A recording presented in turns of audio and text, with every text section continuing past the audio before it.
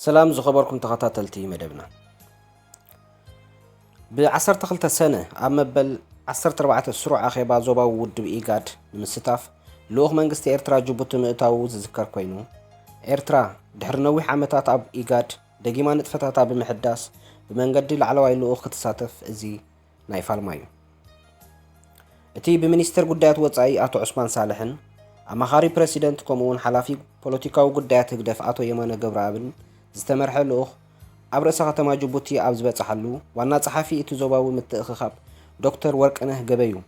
ዝርከቦም ሰብ መዚ እቲ ውድብ ተቐቢሎሞም ቀንዲ ኣጀንዳ ዋዕላ ኢጋድ ጉዳይ ሱዳን ክኸውን ከም ዝኽእል ግምት ተነቢሩሉ ምንባሩ ክግለጽ ምጽንሑ ዝፍለጥ እዩ ኤርትራ ካብ ኢጋድ ኣብ 2006 ክትወፅእ ዝተገደደት ድሕርቲ ኣብ ኣዲስ ኣበባ ዝነበረ ስርዓት ብሕወሓት ዝምራሕ ናይ ኢህወደግ መጋበርያ ሓይልታት ወጻኢ ኮይኑ ንጸቢብ ኣጀንዳ ምዕራባውያን ንምስሳይ ኣብ ሶማልያ ቁልዕ ወራር ምፍጻሙ እዩ እቲ ቐጽሪ እውን ማሕበራቱን ውዳቤታቱን ድኹም ስለ ዝነበረ ነዚ ከዓግሲ ይትረፍ መሳርሒ ዝኾነሉ ኣጋጣሚ ነይሩ ኤርትራ ደጊማ ኣብዚ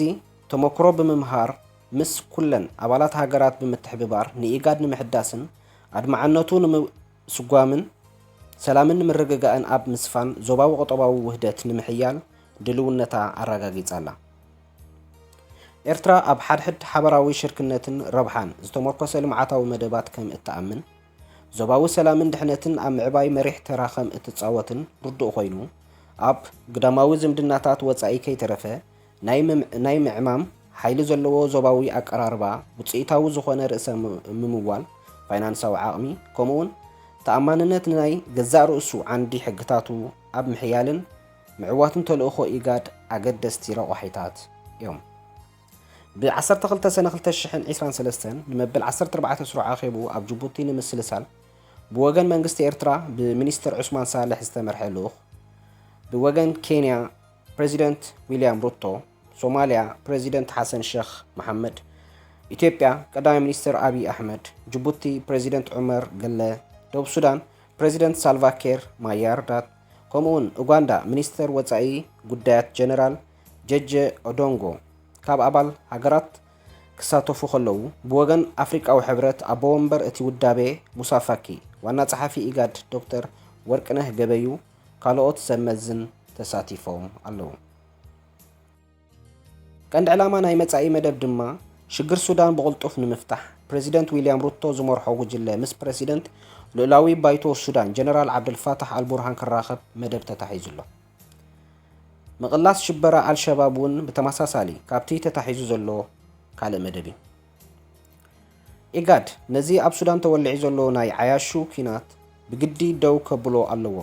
ጉዳይ ሱዳን ካብ ዞባ ቀርኒ ኣፍሪቃን ሕብረት ኣፍሪቃን ወፂኡ ብስዑድን ኣሜሪካን ክሽምገል ምፍታኑ እዚ እውን ንገዛእ ርእሱ ዕሽነት እዩ ቅልጡፍ ማዕረምታታት ክካየድ ድማ ኣለዎ ኣሜሪካ ብመንገዲ ፍሉይ ልኡኽ ኣብ ክልል ትግራይ ኢትዮጵያ ሚካኤለ ማርቴሎ ኣብዚ ቐጽሪ ከምቲ ኣብ 2006 ክሳብ 2010 ዝገበረቶ ድራማ ምጥቃንን ማዕቀብን ክትደግሞ ብፍሉይ ፋይናንሳዊ ወፍርን ዲፕሎማስያዊ ዘመተን ጸቕጥን ተተሓሒዛቶ ከም ዘላ ካብ ዒንትና ዝተኸወለ ከም ዘይኮነ ክትፈልጥ ኣለዋ ይብል ናብ መንግስቲ ኤርትራ ዝቐረበ መርበብ ሓበሬታ ናሽናል ኢንተረስት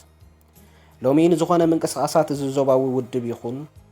ካልእ ኣካል ብዓይኒ መርፍእ ከም እንሕልፎ ነፍሲ ወከፍ ፈታውን ጸላእን ክፈልጥ ፈሊጡ ድማ ኸሎ ጌና ካብ ዘየድሊ ሓበራዊ ክሳራ ናብ ሓበራዊ ረብሓን መጻእን ከንቅድ ይግባእ ይብል ወሲኹ እቲ መርበብ ሓበሬታ እዚ ኸበርኩም ተኸታተልትና እዚ ገለ ክፋል ካብ ናሽናል ኢንተረስት ዝተወስደ ሓበሬታ እዩ ስለምክትታልኩም ነመስግን ብሩኽ መዓልቲ